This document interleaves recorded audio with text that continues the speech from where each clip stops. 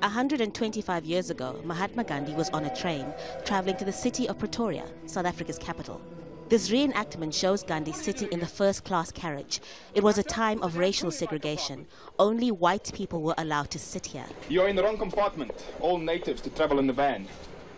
Gandhi, who was a lawyer from India, refused to move to the back of the train where black people were supposed to sit. Eventually, he was thrown off.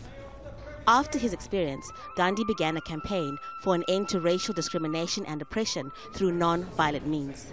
He did it mainly for descendants of Indian laborers who were working on South Africa's sugar plantations at the time.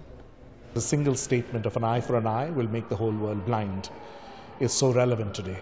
I think the only way this world can survive today is through peace, love and truth. So I think it's very, very relevant today. Gandhi stayed in South Africa for 21 years. Then he went back to India to continue his non-violent resistance movement.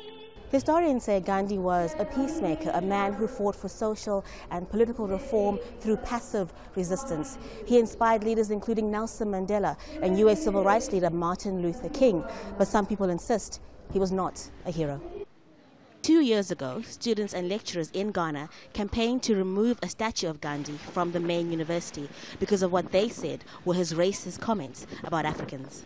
Gandhi was a rampant racist. When he went to the post office and he saw there was a line for whites and non-whites, his petition basically, and forgive my language, said, how can you put us with the Kafirs? Because we are not barbarians. We come from the civilized Aryan stock. And this had a racial theory to it, where he thought Aryans and the Europeans were joined at the hip and Africans were one step below.